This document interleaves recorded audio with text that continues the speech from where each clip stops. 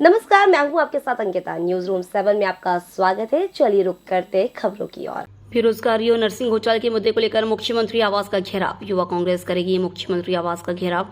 Youth Congress के प्रदेश अध्यक्ष वितेंद्र सिंह का बयान। क्या हुआ तेरा वादा कार्यक्रम के तहत 4.5 लाख से ज्यादा पत्र आए हैं।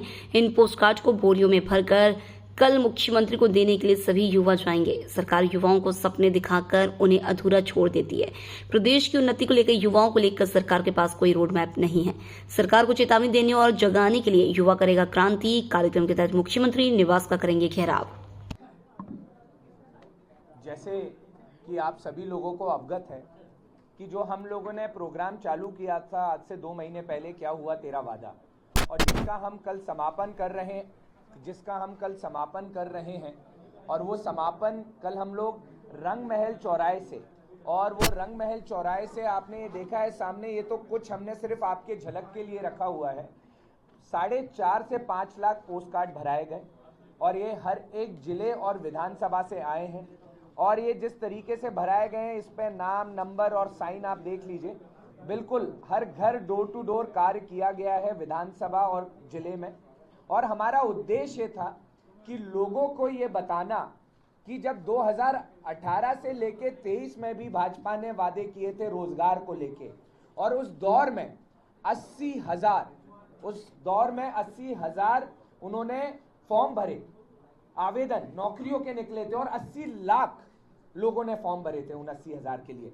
आज तक वो कांस्टेबल की नौकरी नहीं दे पाए जो उन्होंने वादा किया था सरकार गिराने के बाद, जो उनके संकल्प पत्र में वादा था।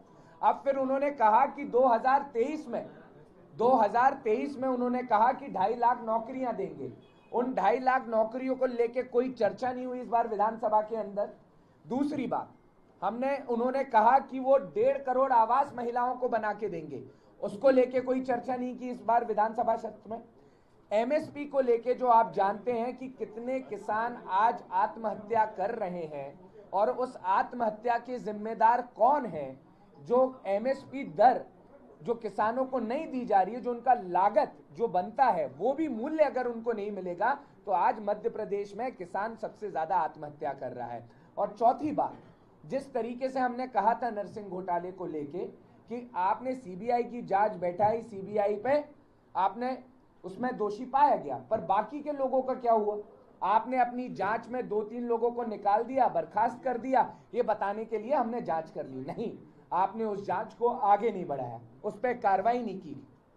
इन मुद्दों को लेके कल हम लोग एक बक्से में भरकर, बोरियों में भर के पोस्ट कार्ड देने जाएंगे आदरणीय मुख्यमंत्री जी को। और हमारी उनसे अपील है कि आप निष्पक्ष तरीके से जो जो काम भाजपा ने युवाओं के लिए कहा, महिलाओं के लिए कहा और किसानों के लिए कहा, वो कार्य करना आप चालू करिए।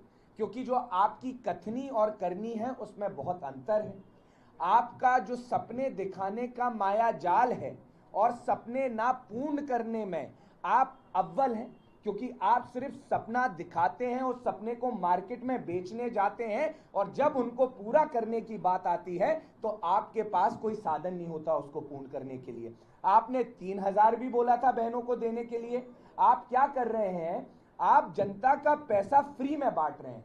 हम ये कह भी रहे हैं ये फ्री बांटना बंद करो, क्योंकि ये फ्री के कारण आज क्या हो रहा है, कहीं ना कहीं हमारा देश के लड़के बेरोजगार हो रहे हैं। और बेरोजगारी में सबसे बड़ा हाथ अगर इस मध्य प्रदेश में पिछले 22 साल में है तो वो भाजपा सरकार का है। आप लोग पूछेंगे आप कैसे बोल सकते हो।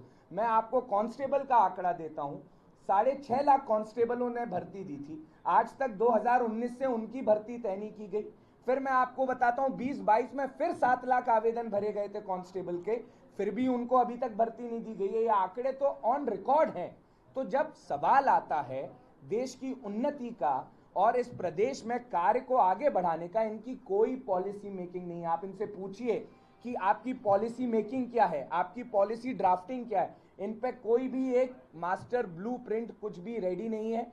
सिर्फ ये जनता का पैसा इधर से उधर अपने योजनाओं में फ्री सेवा देने में लगे हुए हैं। बल्कि इनका कार्य होना चाहिए रोजगार देना, इनका कार्य होना चाहिए कि सोयाबीन आप देख रहे हैं कि 6,000 मूल्य मिलना चाहिए और एमएसपी कितना दिया जा रहा है, 3,800 या 4,200 जो तय की है, जो किसानों से पता चला है।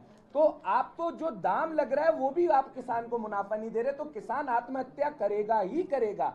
तो जिस तरीके से इस भाजपा ने इस प्रदेश में हाहाकार मचा रखा है, इस प्रदेश को पीछे ले जाने का काम किया जा रहा है, तो हमारा कल एक आंदोलन जिसके रूप में हम एक चेतावनी देना चाहते हैं, ये जताना चाहते हैं कि जागिए, यहाँ का युवा उठने लगा है, जागने लगा है और वो अपनी हक की बात करने लगा है। उन युवाओं की आवाज को सशक्त करने के लिए कल यूथ कांग्रेस ये हल्ला बोल और युवा क्रांति का कार्यक्रम करने जा रही है।